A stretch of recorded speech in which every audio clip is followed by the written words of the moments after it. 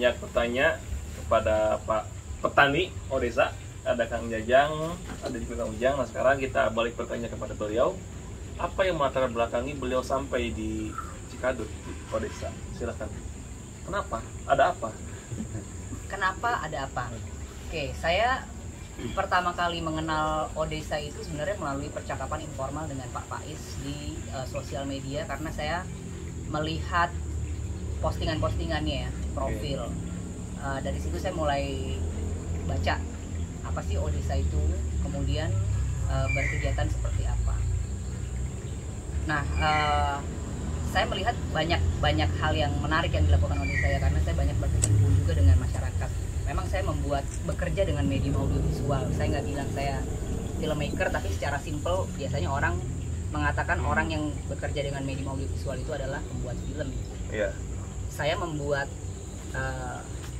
video atau film atau bergerak dengan medium audiovisual, tapi saya menggunakan medium audiovisual ini sebagai alat sebenarnya. Alat untuk apa? Macam-macam. Alat untuk pendidikan, alat untuk melakukan perubahan, alat untuk melestarikan kebudayaan, alat untuk merekam kearifan lokal yang ada di seluruh Nusantara gitu ya. Dan juga alat untuk tadi udah pendidikan, pelestarian kebudayaan, kemudian ada Pertanian. Ya pertanian tentunya Termasuk. itu termasuk kearifan lokal gitu ya. Jadi sebenarnya film itu menurut saya ya haram hukumnya kalau cuma dipakai untuk bentuk hiburan, entertainment gitu ya, karena dia adalah sebuah alat yang sangat powerful atau sangat kuat untuk mengubah keadaan ke kondisi yang lebih baik. Intinya itu, dan saya melihat Odesa melakukan banyak perubahan-perubahan ya di masyarakat ya. Biasanya memang partner-partner kerja di Terong, yayasan yang saya dirikan bersama teman-teman itu adalah bukan orang-orang film, tapi adalah masyarakat gitu ya. Banyak masyarakat akar rumput, kemudian yang bergerak di bidang pemberdayaan. Nah, secara kebetulan, tapi saya nggak pernah menganggap sesuatu sebenarnya kebetulan ya. Selalu ada benang merahnya. Saya sedang riset mencari teman kerjasama, partner, kolaborator gitu ya, yang bergerak di isu pangan. Gitu ya. Nah, makin banyak saya membaca dan melihat postingan-postingan dari Odesa, dan juga makin intensif ngobrol dengan Pak Faiz, pendiri Odesa ini, kemudian saya melihat makin banyak kesamaan visi gitu ya. Nah dari situlah kemudian sampailah pada kesepakatan, oke, saya akan datang ke Odesa langsung untuk melihat dulu gitu ya. Kita ngobrol, kita melihat, saya juga menjelaskan ke Pak Faiz apa sih yang selama ini saya lakukan gitu ya. Siapa tahu ada sesuatu yang bisa kita kerjakan bersama. Jadi singkatnya itu. Oke, jadi tadi ada yang menarik nih. Ibu sedang meriset tentang pangan. Nah, tadi sudah ditanyakan kepada Kang Ujang sama Kang Jajang. Nah, kira-kira apa yang Ibu dapatkan dari kedua tokoh tersebut? Tambah sama Kang Toha sebagai tokoh pionir pertanian, pergerakan pertanian di Odesa. Apa yang Ibu lihat dari sosok-sosok mereka? Saya tuh seneng banget ya ngobrol sama orang-orang di sebuah lokus gitu ya, di satu tempat-tempat lokal. Karena buat saya bekerja ya, ketika saya bekerja riset dan segala macam gitu ya, bikin film, kerja itu sama dengan pertemuan-pertemuan. Jadi pertemuan-pertemuan dengan alam yang baru, dengan orang-orang yang baru, dengan teman-teman yang baru. Pengalaman saya selama bekerja itu selalu tempat-tempat yang saya kunjungi kemudian menjadi seperti saudara gitu ya. Ini rumah ke berapa saya gitu, rumah saya yang lain. Nah, apa yang saya dapatkan banyak sekali. Itu juga yang menjadi alasan saya misalnya mengerjakan hal-hal seperti ini ya. Banyak sekali yang saya dapatkan dan banyak sekali manfaatnya untuk saya, karena secara sebenarnya sejujurnya kita manusia itu kita nggak akan melakukan sesuatu yang tidak punya manfaat untuk diri kita sendiri. Setelah kita berkecukupan manfaat yang kita dapatkan, maka kita akan mau membagi manfaat itu ke banyak orang. Nah, yang saya dapatkan dari ngobrol-ngobrol dengan Mang Ujang, dengan Jajang, dan juga dengan Mang Toha, tentunya adalah hal-hal yang bermanfaat. Saya jadi tahu nih, hal-hal yang tadinya saya nggak tahu tentang lokus ini, Ya. sebuah desa di daerah Jawa Barat, Bandung gitu ya, yang namanya Cimenyan. Dari segi masyarakatnya, kebudayaannya seperti apa, orang-orangnya seperti apa, mata pencarian seperti apa, alamnya seperti apa. Nah, ini kan sebuah tambahan pengetahuan yang memperkaya saya dalam bergerak. Mungkin orang beranggapan emangnya nggak bisa tahu dari buku bacaan atau dari mana, dari telepon aja gitu. Beda sekali ketika kita ngobrol langsung, kemudian bersentuhan, menyentuh alamnya sendiri, melihat itu apa yang kita dapatkan.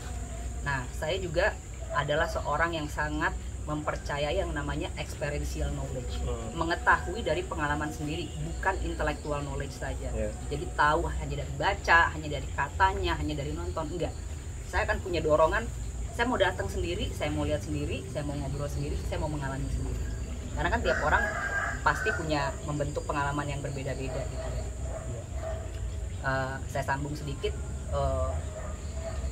apa namanya, yang setelah saya ngobrol dengan Mang Ujang dan Jajang juga, saya jadi tahu kehidupan masyarakat di Indonesia itu, masyarakat kita ini realitasnya sebenarnya seperti apa sih. Karena kebetulan saya tinggal di kota, saya tinggal di Jakarta. Jakarta itu kan seperti gelembung sebenarnya ya, yang kalau kita nggak berusaha keluar dari situ, dari zona nyaman ini, sebenarnya kita nggak hidup dalam realitas masyarakat Indonesia yang mayoritas, sesungguhnya yang banyak gitu. Melakukan ini juga membuat saya selalu mungkin istilahnya membumi atau lebih conscious gitu ya. Oh, kondisi masyarakat kita tuh sekarang seperti ini. Data-data ini tuh penting buat saya sendiri dan juga buat orang gitu ya. Jadi kalau kita mau melakukan sesuatu, kita tahu realitasnya di lapangan itu seperti apa sih, supaya kita nggak semau-maunya gitu ya. Gue bikin ini karena menurut gue itu asik, karena kayaknya itu penting, yakin penting gitu kan. Lihat dulu deh ke lapangan seperti apa. Oke. Nyambung nih Bu, yang tadi sebelum ke Shopee. Tadi disampaikan bahwa kita melihat realitas yang ada di lapangan. Nah, kita kerucutkan lagi sama Kang Ujang sama Kang Jajang sebagai tokoh penggerak di Odesa pertaniannya. Kompetensi apa yang mereka miliki dari yang Ibu lihat dari ngobrol beberapa hari kemarin? Ada istilah yang disebut sebagai local genius gitu ya. Nah, kebiasaan saya ketika saya bekerja di sebuah lokus, di sebuah lokasi ya, saya nggak sebisa mungkin saya tidak akan membawa semua tim saya dari Jakarta dari luar. Saya akan berusaha bekerja sama dengan tim lokal. Karena apa? Orang-orang lokal ini pertama mereka adalah tuan rumah ya. Ketika kita layaknya kita memasuki rumah orang. Ketika kita masuk ke satu wilayah, kita akan izin dan kita harus mengenal siapa sih tuan rumahnya gitu ya. Siapakah mereka? Kita ngobrol sama mereka. Kemudian pengetahuan lokal ini yang saya nggak punya gitu ya, yang kemudian dibagikan kepada saya melalui obrolan saya dengan Jajang dan juga dengan Mang Ujang gitu ya. Sehingga hal-hal yang tadinya melalui misalnya membaca tulisan-tulisan, artikel-artikel tentang Odesa, saya punya persepsi sendiri gitu ya, misalnya oh ini tuh kayaknya begini. Tapi ini kan baru asumsi saya dari sebuah bahan bacaan. Nah, setelah saya datang ke sini ngobrol sama Mang Ujang, saya kemudian menjadi tahu realitasnya gitu ya. Oh, ternyata seperti ini dan inilah yang sudah mereka kerjakan. Oh, berarti ini juga adalah termasuk dari hasil gerakan Odesa, apa yang dilakukan oleh Odesa gitu ya ke masyarakat yang di sini. Dan menurut saya sih luar biasa sekali ya, karena nggak gampang mengubah sebuah kebiasaan. Kemudian kita tahu lah, sama-sama nggak tahu, kita sama-sama tahu bahwa orang banyak ngomong soal pemberdayaan, tetapi ketika pada prakteknya gitu ya, secara simpel gitu orang mungkin mikir masa sih orang dibantu nggak mau. Oh, tidak semudah itu gitu. Dan kalau teman-teman yang udah sering berkecimpung dengan pemberdayaan masyarakat, mereka akan tahu betul bahwa kenyataannya tidak semudah itu untuk mengubah masyarakat gitu ya. Nah, dua orang ini kemudian adalah masyarakat Cimenyan yang menjadi peluru ya, bisa kita bilang pelurunya Odesa untuk melakukan perubahan di masyarakat ini. Oke Bu, aku mau sedikit tanya ya, mungkin dari banyak riwayat yang aku baca tentang Vivian itu kan Ibu ya di media sosial yang Ibu sering upload di Instagram, Ibu sering berkeliling, istilahnya keliling ke pelosok Nusantara ya. tentu banyak insight yang ibu dapatkan dari berbagai pelosok yang sudah ibu tempati di sana beberapa hari bahkan berbulan-bulan. Nah, belakangan ini kan ibu sudah mulai intens di Cimenyan. Insight yang berbeda yang ibu dapatkan dari Cimenyan ini, yang ibu peroleh itu seperti apa sih ibu, perbedaan dengan pelosok-pelosok yang ada di Indonesia lainnya? Oke, jadi kalau kita berbicara tentang tanah yang namanya Nusantara ini ya, Indonesia ini ya, ada benang merah yang membuat kita ini akhirnya menjadi saudara gitu ya, satu bangsa, satu tanah air, meskipun sebenarnya kekayaan budaya kita sangat beragam ya, kemudian kekayaan alam kita juga sangat beragam, sungguh berbeda-beda dari satu tempat ke tempat lain. Yang paling gampang kita langsung kenali aja adalah bahasa ya, bahasa yang berbeda.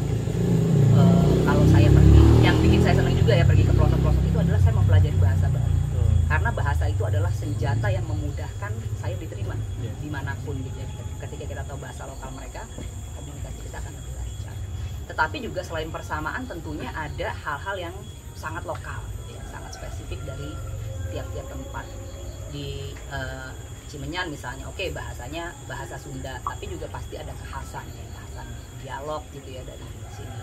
Kemudian juga yang saya lihat, karena Odesa itu kerjanya berkait dengan pemulihan tanaman gitu ya, dengan tanah gitu ya, saya juga jadi belajar native seeds di sini apa sih, tanaman lokal di sini apa sih gitu kan. Kemudian sejarah dari tempat ini sendiri ya, lalu kebudayaan masyarakatnya, karena kan Jawa Barat ini luas ya, banyak gitu ya, tetapi juga di setiap desa akan beda-beda gitu ya. Ini di Kecamatan Cimenyan ini, pengetahuan yang saya dapat dari Jajah maupun Mang Ujang, juga dari Mang Toha kemarin setelah jalan ke beberapa tempat di sini kan ya, kalau orang daerah sini itu banyaknya bertani ini, kalau orang daerah sini tuh nggak begini, mereka tuh kebiasaannya ini gitu kan, kalau di sini lebih padat, kalau di sini nggak ada air. Nah, itulah kekhasannya gitu ya. Dan saya baru tahu bahwa daerah perbukitan yang kita mengasumsikan daerah bukit itu harusnya banyak airnya, subur gitu ya. Ternyata di sini kebalikannya gitu ya, susah air dan segala macam. Dan kita mikir kalau di desa itu orang karena banyak yang menanam, bertani, sering makan sayur. Ternyata permasalahannya di Odesa gitu ya, banyak sekali masyarakat yang tidak mengenal gitu ya sayuran, padahal mereka mungkin punya di halamannya gitu ya. Salah satunya kekhasannya itu ya. Kemudian juga mungkin dari lokasi di sini ada curug batu templek dan segala macam gitu ya. Saya juga jadi tahu ini ternyata adalah semacam puncaknya Bandung, di mana orang-orang kota membeli tanah di sini kemudian membangun villa-villa yang banyak mangkrak itu gitu ya. Dan seiring dengan pembangunan yang ada, ternyata masyarakat aslinya tetap tertinggal gitu ya. Bahkan mungkin cukup mengenaskan karena jarak Cimenyan ini dari ibu kota Jawa Barat sangat dekat gitu, tapi ketertinggalan masyarakat di sini sungguh nampak jelas dan memprihatinkan.